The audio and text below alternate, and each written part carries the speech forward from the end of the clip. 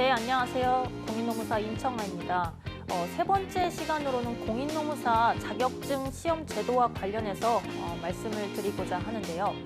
이번 시간을 통해서 여러분들이 공인노무사 자격증 시험 제도에 대한 뼈대를 잡으실 수 있도록 기본적인 부분에 대해서 설명을 드리고 여러분들이 공인노무사 자격증 시험 제도에 진입을 하시면서 어떤 전략을 가지고 진입을 해야 빨리 이 노무사 수험 시장을 나올 수 있는지 이 부분에 대해서 초점을 둬서 한번 설명을 드려보도록 하겠습니다. 네, 우선 먼저 공인노무사 시험 일정에 대해서 먼저 살펴보도록 하겠습니다. 공인노무사 시험은 총 3차 시험으로 구성이 되어 있습니다. 1차 객관식 시험, 2차는 논술형 시험, 3차는 면접 시험 이렇게 구성이 되어 있는데요. 일정을 보시면 1차는 6월 달에 있고요. 2차는 8월 말과 9월 초 이틀에 걸쳐서 봅니다. 거의 9월 달이라고도 볼 수가 있겠죠. 그다음에 3차 시험은 11월 중순쯤에 있는데요. 이 시험 일정과 관련해서 간단하게 말씀을 드리면 과거에는 1차 시험과 2차 시험 사이에 기간이 2개월 정도가 있었습니다. 그래서 동차라고 부르는 한 해의 1차 시험과 2차 시험을 모두 합격하는 그러한 수험생들이 대체로 많이 배출되지는 않았었는데요. 최근 들어서 2차 시험 일정이 조금 뒤로 미뤄짐으로 인해서 1차 시험과 2차 시험 사이에 3개월의 기간이 생겼습니다. 이 3개월이라는 기간은 짧아 보이지만 수험 생활을 하면서 3개월 동안 여러분들이 기존에 준비를 잘 해왔더라고 한다면 3개월 동안 충분히 2차 시험을 잘 대비를 하실 수 있기 때문에 이러한 부분을 고려를 해서 수험 전략을 짜야 되지 않나라고 이렇게 생각이 듭니다.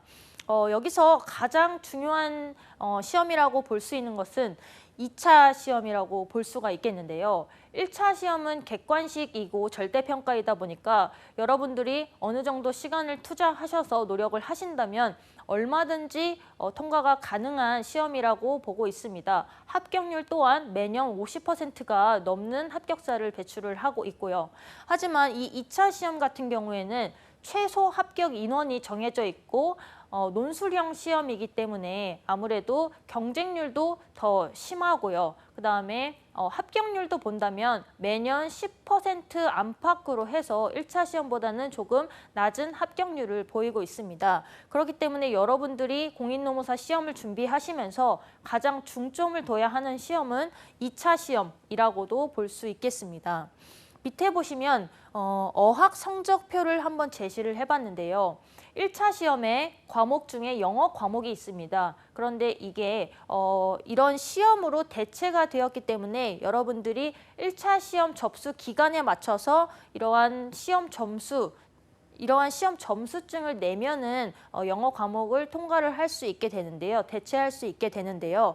제가 여기에다가 빨간색으로 표시를 해놓은 토익과 GTELF를 한번 보시면 이렇게 왜 빨간색으로 표시를 해뒀냐면 보통 이제 시험에 막 진입을 하시는 분들 같은 경우에 조금 젊으신 분들이다라고 한다면 학교에서 요새는 취업 준비다 해서 토익 자격증을 다 준비를 하시는 걸로 알고 있습니다. 그렇기 때문에 이미 가지고 있는 이 토익 점수가 있다라고 한다면 이 점수로 제출을 하시면 되겠지만 이러한 점수가 전혀 없다라고 한다면 어떤 영어 시험을 치러야 하는지에 대해서 많이 고민을 하시거든요. 하지만 이 공인노무사 자격증 시험이라는 것은 이 영어 시험, 영어 점수가 중요한 것이 아니고 이것은 1차 시험의 한 과목일 뿐이고 이러한 점수를 제출하게 되면은 영어 시험이 면제가 되는 그런 대체가 되는 그런 부분이다 보니까 아무래도 빠른 시일 내에 이러한 최저 점수를 맞출 수 있는 시험을 선택을 하셔서 시험을 치르시는 게 여러분들한테는 시간을 조금 더 단축시킬 수 있다라고 보시면 되겠습니다.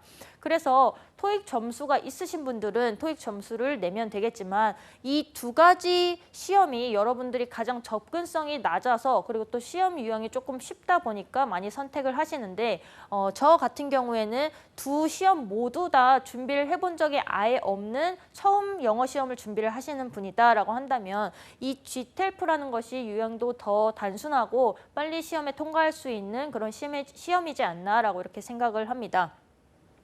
이 점을 참고를 하셔서 영어 시험도 준비를 해 두시고요. 네, 다음으로 한번 시험 과목을 보도록 하겠습니다. 우선 1차 시험 과목을 먼저 보면요. 1차 시험은 앞서 말씀드렸듯이 각각 25문항으로 선택형이라고도 볼 수 있겠습니다. 노동법 1과 노동법 2 이렇게 구분이 되어 있는데요. 이 1과 2를 구분하는 이유는 과목에서 차이가 난다라고 보면 되겠습니다. 1에 포함되어 있는 그 출제 범위에 포함되어 있는 각각의 법령이 있고 그다음에 노동법 2에 포함되어 있는 출제 범위 여기를 보시면 각각의 법령이 나와 있죠. 이러한 법령이 구분되어 있기 때문에 1과 2로 구분을 하기도 하지만 우리가 흔히 노동법 1이라고 하면은 개별법이라고 봅니다. 사업주와 그다음에 개별 근로자와의 관계 그런 측면에 초점을 둔 개별법이라고도 볼 수가 있겠고요. 노동법 2라고 한다면 우리가 흔히 집단법 이렇게 부르기도 하는데요. 사업주와 사용자와 그다음에 노동조합 간의 관계 이런 거에 초점을 둔 법령이라고도 볼 수 있겠습니다. 그래서 노동법 1에서 보시면 여기에서 제일 많이 여러분들이 접하고 가장 많이 공부를 해야 되는 법령은 앞서서 여기 근로기준법입니다. 다른 법령들도 최근 들어서는 각 한 문제씩은 꼭 출제가 되고 있기 때문에 완전히 무시를 할 수는 없는 법령이라고 보시면 되겠고요. 가장 많은 할당량을 차지하고 있는 법령은 근로기준법이다라고 이렇게 보시면 되겠습니다. 그 다음에 노동법 2, 집단법에서 가장 중요한 법령이라고 볼 수 있는 것은 이 노동조합 및 노동관계조정법인데요. 이것도 근로기준법과 마찬가지로 이 노동법 2에서 가장 많은 할당량을 차지하고 있는 법령이다 보니까 대체로 이러한 이 노조법이라고 불리는 이 법령을 먼저 배우고 나서 그 다음에 이제 순차적으로 다른 법령도 대비를 하게 됩니다. 네, 다음으로는 민법 과목이 있는데요. 이 민법에서는 조금 주의를 하셔야 되는 것이 총칙, 물권, 채권, 이렇게 가족법, 뭐 이렇게 여러 가지 민법을 구성하고 있는 다양한 법이 있지만 총칙과 채권 편만 들어간다라는 거 여러분들이 좀 주의를 해주시고요. 그 다음에는 사회보험법이 있습니다. 이 사회보험법에는 우리가 4대 보험이라고도 부르는 그 고용보험, 산재보험, 국민연금법, 그 다음에 건강보험법, 그 다음에 기본이 되는 사회보장기본법 이렇게 구성이 되어 있는데요. 이러한 또 법령이 있고 또 하나 영어 과목은 아까 말씀드렸듯이 대체가 된다라고 말씀을 드렸습니다. 그 다음에 선택 과목이 하나가 있는데요. 경제학과 경영학 이 두 가지로 구분이 됩니다. 만약에 여러분들이 대학 전공에서 경영학이나 경제학을 전공을 하셨다면 그러한 부분에 이어서 이러한 선택 과목을 선택을 하시면 되겠지만 만약에 나의 전공이 경영학과 경제학에 전혀 무관한 전공이다라고 하신다면 아마 선택 과목 선택에 있어서 조금 고민을 하실 텐데요. 1차 선택 과목을 선택함에 있어서 여러분들이 고려하셔야 될 부분은 2차 시험과의 연계입니다. 이게 2차에서도 선택 과목이 있는데 경제학과 관련된 과목이 있고 경영학과 관련된 과목이 있기 때문에 연계성을 가지고 선택을 하시는 것이 여러분들이 공부를 하시는데 더 도움이 될 것 같고요. 참고로 말씀드리면 대다수의 학생들이 한 3분의 2 정도의 학생들이 선택하는 과목이 이 경영학이라고 보면 되겠습니다. 네, 다음으로 2차 시험 과목을 한번 살펴볼 텐데요. 2차 시험은 이 노동법으로 통합되어 있는 과목이 있습니다. 150점을 차지를 하고 있는데요. 그 다음에 노동법, 인사노무관리론, 행정쟁송법, 그 다음에 선택 과목 이렇게 구분이 되어 있는데요. 앞서서 1차 시험은 객관식이다, 선택형이다라고 말씀을 드렸는데 이 2차 시험은 논술형입니다. 각각 배점을 보시면 150점, 노동법이 제일 많다라고도 볼 수 있겠죠. 이 노동법은 총 4문항으로 구성이 되어 있습니다. 아까 1차 시험에서 개별법이다, 집단법이다, 노동법 1이다, 2다 이렇게 구분을 했었는데 이 노동법 전체 150점 중에서 약간 구분이 되어서 개별법에서 2문제, 집단법에서 2문제, 현재까지는 이렇게 구분해서 나오고 있다라고 보셔도 무방하겠습니다. 그렇게 가장 많은 배점을 차지하는 것이 노동법이고 그다음에 인사노무관리론, 그다음에 행정쟁송법이라고 해서 출제 범위는 여기 보시면 행정심판법과 행정소송법과 그리고 민사소송법 중에서 행정소송과 관련된 부분이 출제가 된다라고 보시면 되겠습니다. 그다음에 선택 과목이 3가지가 있는데 보시면 경영조직론, 그다음에 노동경제학, 그다음에 민사소송법 이렇게 3가지가 있는데요. 과거에 사법고시가 존재하던 시절에는 사법고시를 준비하던 분들이 공인노무사 자격증 시험도 같이 준비를 하시면서 이 민사소송법을 많이 선택을 하는 경향이 있었습니다. 하지만 최근 들어서 사법고시가 폐지가 되고 또 법학 대학이 많이 사라짐으로 인해서 이 법학 과목인 민사소송법을 선택하는 경향이 조금 낮아지고 있습니다. 대신에 1차 시험과의 연계를 통해서 경영학을 선택하신 분들이 경영조직론, 그다음에 경제학을 선택하신 분들이 노동경제학 이렇게 연계를 해서 선택을 하시는 경향을 많이 보이고 있고요. 최근 통계를 보면은 경영조직론을 선택한 수험생들이 대다수인 것을 볼 수가 있습니다. 또 하나 참고를 하셔야 될 점이 이 3가지 과목은 선택 과목인데 여기 필수 과목을 보시면 인사노무관리론이라고 해서 이 인사노무관리론과 경영조직론이 어느 정도의 연계성을 또 띠고 있는 부분이 있기 때문에 많은 분들이 경영조직론을 선택하고 있지 않나라고 이렇게 보고 있습니다. 이렇게 해서 노동법, 인사노무관리론, 행정쟁송법, 그다음에 선택 과목 하나 이렇게 총 4가지, 노동법을 또 구분을 해보자면 5과목 이렇게 시험을 치르게 되고요. 2차 시험 답안지를 한번 가지고 와봤습니다. 지금 보시면 여기가 16쪽, 제일 마지막 페이지죠. 이러한 빈 종이, 이런 빈 답안지의 16면을 여러분들이 채워주셔야 되는데요. 아까 말씀드렸다시피 앞서서 이 노동법은 4문제라고 말씀을 드렸는데 각각의 과목은 3문제씩 할당이 되고 있습니다.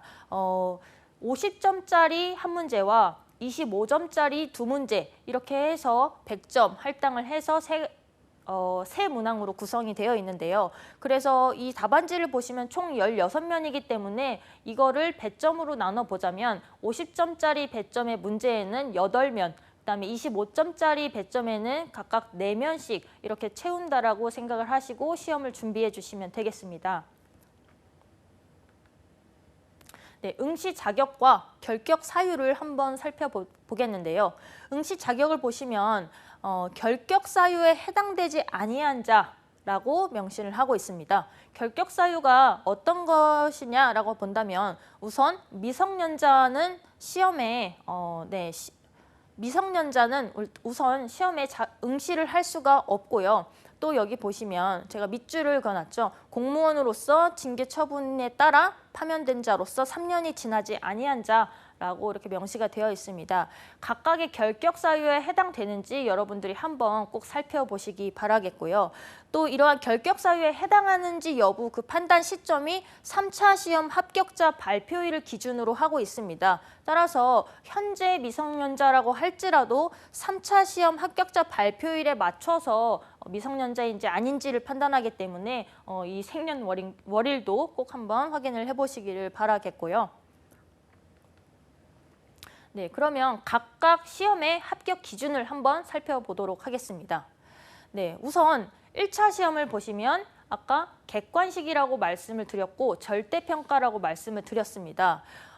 우선은 여러분들이 아셔야 되는 것이 60점을 넘어야지 합격을 할 수 있다. 이 60점이라는 것은 평균하여 60점인데요. 1차 시험의 각 과목의 점수를 평균했을 때 60점을 넘어야지 합격을 할 수가 있다라고 보시면 되겠습니다.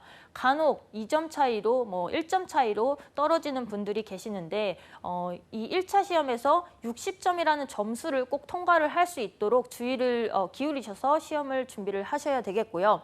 또 하나 여러분들이 아셔야 될 것이 각 과목마다 과락 점수가 나오지 않도록 주의를 해주셔야 됩니다.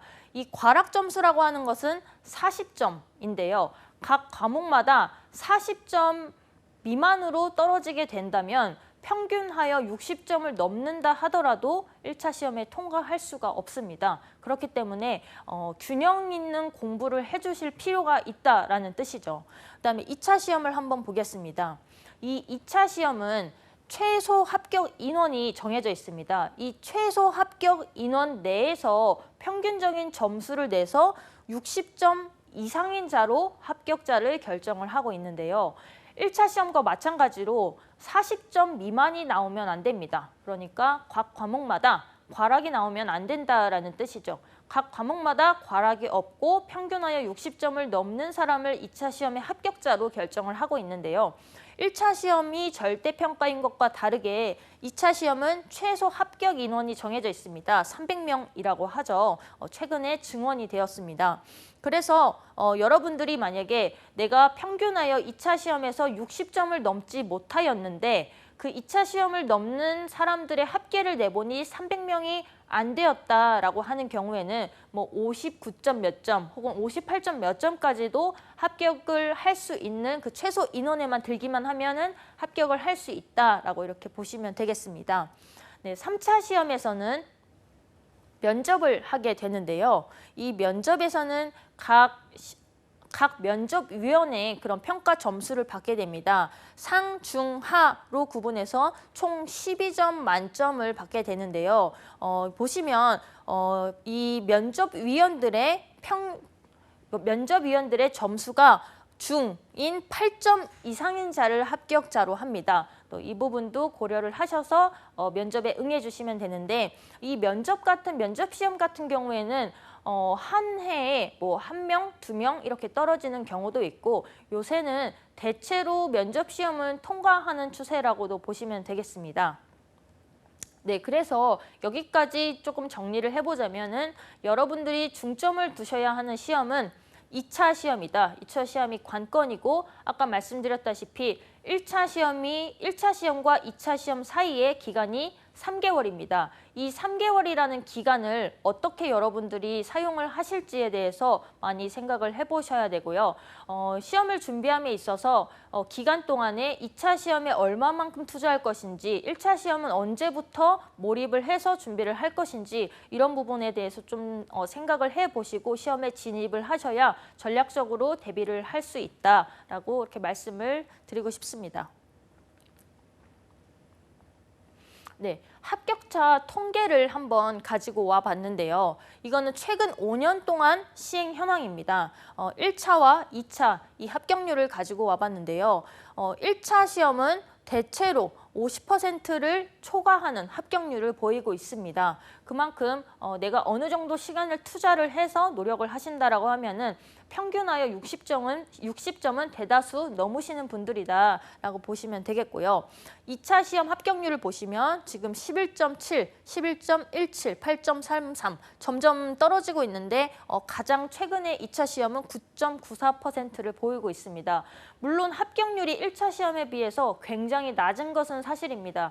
하지만 여러분들도 얘기를 많이 들어보셨다시피 이 허수라는 게 있습니다. 허수는 실제로 뭐 시험 준비를 하지 않으면서 뭐 등록을 한 사람이라고도 볼 수 있겠고 아니면 시험 준비를 많이 하지 못한 직장인들을 뭐 이렇게 일컬을 수도 있겠는데요. 어쨌든 이러한 시험 합격률이 낮다라는 것은 그만큼 경쟁률이 요새 점점 더 강화되고 있다라고 보시면 되겠으니까 2차 시험도 여러분들이 집중을 해서 준비를 해주셔야 된다라고 보시면 되겠습니다. 네, 간단한 기타 정보, 여러분들이 아실 만한 정보를 몇 가지 가지고 와봤는데요. 우선 자격증 취득에 도움이 되는 대학 전공이 있나요? 라는 질문을 많이 하십니다. 여러분들이 어떤 전공이 시험에 도움이 될까라고 생각을 해보면 각 시험 과목이 어떤 과목이 있는지를 한번 살펴보시면 될 텐데요. 대체로 법학 과목과 그다음에 경영학 과목, 그다음에 경제 과목이 있는 것으로 여러분들이 아실 수가 있을 텐데요. 그래서 법학, 경영학, 경제학 이렇게 여러분들이 도움이 되는 전공이다라고 볼 수가 있겠습니다. 또 하나 법학 전공자들 중에 간혹 노동법 과목을 수강한 학생들이 있다라고 한다면 보다 노동법이라는 시험 과목 대비에 있어서 조금 더 진입장벽이 낮지 않나라고 이렇게 생각을 합니다. 그다음에 자격증 취득에 드는 비용. 요새 취업 비용이다, 자격증 준비 비용이다 정말 많은 비용이 들고 있는데요. 우선 시험 접수 비용은 그렇게 많은 비용을 차지하지는 않습니다. 하지만 이 시험 준비 비용이 굉장히 많이 드는 것으로 알고 있는데요. 신림동 고시촌의 대학동에 거주하는 전업 학생을 기준으로 했을 때 약 월 100만 원 정도가 든다라고도 볼 수가 있는데요. 매월 나가는 월세도 있겠고요. 책값, 그다음에 강의료, 그다음 뭐 식대, 뭐 이런 다양한 부대 비용을 합쳤을 때 월 100만 원 정도가 든다라고 예상을 하시면 되겠습니다. 그다음에 자격증 취득에 필요한 최소 공부 시간은 몇 시간이냐? 물론 많이 공부하면 공부할수록 더 합격에 가까이 갈 수가 있겠죠. 하지만 적은 시간을 효율적으로 투자를 해서 최대한 빨리 시험 시장에서 나오는 것이 중요하기 때문에 이 효율적인 공부 시간을 투자를 한다라고 했을 때 그 기준으로 한번 말씀을 드려보면은 통상적으로 전업 학생들 같은 경우에는 하루 8시간씩 순 공부 시간이죠. 강의 듣는 시간 빼고 순 공부 시간 8시간씩 주 5일 해서 최소 한 2, 3년 정도 공부를 하면은 합격을 할 수 있다라고 볼 수 있습니다. 물론 암기를 얼마나 더 잘하는 학생이냐 아니면은 새로운 과목에 대해서 얼마나 더 이해도가 높은 학생이냐에 따라서 이 수험 기간은 더 단축이 될 수도 아니면 더 늘어날 수도 있습니다. 그다음에 직장인 기준으로 한번 보겠습니다. 직장인 같은 경우에는 오전, 오후 시간을 대체로 다 직장에서 보내기 때문에 이 저녁 시간과 주말을 이용해서 수험을 대비를 할 수밖에 없는데요. 하루 3, 4시간씩은 평일을 기준으로 잡았습니다. 주말 이틀은 물론 풀로 다 이 시험 준비에 투자를 한다라는 그런 뜻으로 보면 되겠고요. 하루 3, 4시간씩 주 7일 했을 때 최소 한 3, 4년 정도 걸리지 않나라고 볼 수 있겠습니다. 네, 마지막으로 자격증 시험에 대한 오해와 진실 해서 한 4가지 정도의 질문을 한번 가지고 와봤는데요. 이 1차 시험은 2주면 합격한다. 1차 시험에 투자하는 시간은 조금 더 적게 해도 된다. 이렇게 많이 소문이 돌고 있는 것 같습니다. 이러한 얘기가 왜 돌고 있는지에 대해서 한번 생각을 해봤더니 과거에 사법고시를 준비하시던 분들이 노무사 시험에 들어오셔서 이 1차 시험 같은 경우에는 사법고시와 연계되는 과목이 굉장히 많거든요. 민법이라든지 아니면 법학 과목이 많습니다. 뭐 사회보험법, 노동법. 그렇기 때문에 법에 익숙하신 분들이기 때문에 대체로 준비해야 될 것이 선택 과목 정도 준비를 해야 된다라고 이렇게 생각이 드는데요. 그렇기 때문에 보다 익숙한 시험이기 때문에 이 1차 시험에서 적은 시간 투자로 합격을 하지 않았나라고 생각이 듭니다. 하지만 주변을 살펴보면 이러한 소문 때문에 1차 시험에 너무나 적은 시간을 투자를 해서 1차 시험에서 낙방을 해서 2차 시험을 아예 치르지도 못하는 경우가 상당히 발견되고는 하는데요. 그렇기 때문에 여러분들이 내가 1차 시험에 얼마만큼의 시간을 투자를 할 것인가를 판단하시기 전에 미리 1차 시험 과목이 어느 정도가 있고 기출문제를 보았을 때 내가 어느 정도 풀 수 있겠구나 이런 것을 한번 판단을 해보고 1차 시험에 투자할 시간을 선택을 하시는 것을 추천을 드립니다. 그다음에 신림동 고시촌 전업학생이 대부분 합격한다라는 것에 대해서는 어느 정도는 진실이라고도 볼 수가 있겠는데요. 대체로 노무사 강의라고 하는 것이 이 신림동에서 이루어지거든요. 각 법학원들이 있는데 그 법학원에서 대체로 이루어지고 또 전업학생이라는 것 자체가 이 노무사 자격증 시험에만 올인을 해서 준비를 하는 분들이기 때문에 아무래도 시험 합격할 수 있는 가능성이 더 높고 또 정보에 있어서 더 가까이에 있기 때문에 고시촌에서 전업학생으로 일하는 학생일수록 더 시험 합격의 가능성에 가까이 있지 않나라고 이렇게 생각을 해봅니다. 하지만 신림동 고시촌에 거주하지 않는다라고 해서 전업학생이 아니라고 해서 꼭 시험에 불합격하는 것은 아닙니다. 네, 그다음에 3번째로는 독학은 불가능하다라는 질문인데요. 많은 분들이 이 노무사 자격증 시험을 준비를 하시면서 독학이 가능한가요? 라고 이렇게 물어보시기도 합니다. 제 생각에는요, 이 노무사 자격증 시험이라는 것은 단기간에 최대한으로 줄일 수 있는 만큼 시간을 줄여서 이 노무사 수험 시장에서 최대한 빨리 나올 수 있으면 나오는 것이 가장 효율적이지 않나라고 생각이 듭니다. 독학을 하게 되면은 내가 처음 접하는 학문 같은 경우에는 시행착오를 많이 겪을 수밖에 없는데요. 이러한 시행착오를 줄일 수 있는 방법이 강사가 수년간의 연구를 통해서 어떻게 시험에 최적으로 합격을 할 수 있는지 그러한 팁이라든지 공부 방법이라든지 아니면 그러한 학문을 정리하는 방법이라든지 이런 부분에 있어서 여러분들이 도움을 받을 수 있으면 도움을 받으셔서 시험에서 최대한 빨리 나오시는 것이 여러분들의 선택에 있어서 효율적이고 최적이 아닌가라고 생각이 듭니다.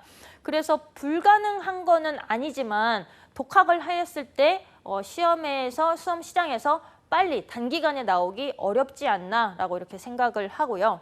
그다음에 마지막으로 공인노무사 자격증은 인사노무팀 취업의 프리패스다라는 이야기가 많은데요. 한 2, 3년 전만 해도 이런 얘기가 사실이라고도 볼 수가 있었습니다. 하지만 요새 인사 관련한 직무 자격증으로 공인노무사가 많이 각광을 받고 있으면서 여러분들이 합격률에서도 보셨다시피 20대의 많은 학생들이 공인노무사 자격증을 취득을 하고 있고 이 자격증을 활용해서 인사노무 관련 직무에 취업을 하고 있습니다. 그렇기 때문에 서류 전형에서는 어느 정도 공인노무사 자격증을 가지고 있다라고 한다면 통과가 될지언정 면접시험에서는 공인노무사들만을 대상으로 면접시험이 치러지는 경우도 상당수 존재합니다. 따라서 공인노무사 자격증만 가지고 취업의 프리패스다라고 이렇게 말씀을 드리기는 조금 어려울 듯 하고요. 자격증을 가지고 또 본인만의 그런 역량이라든지 아니면 뭐 자기소개서라든지 이런 부분을 충분히 준비를 하셔야 취업에 보다 유리하지 않을까라고 이렇게 생각을 합니다. 네, 이상으로 공인노무사 자격증 시험 제도에 대한 개관을 한번 해보았는데요. 공인노무사 자격증의 진로와 전망에 대한 영상도 보시고 공인노무사 자격증 시험에 도전을 해야 되겠다라고 생각을 하시는 분들이 이 영상을 보시고 어느 정도 뼈대를 잡으셨기를 바랍니다. 감사합니다.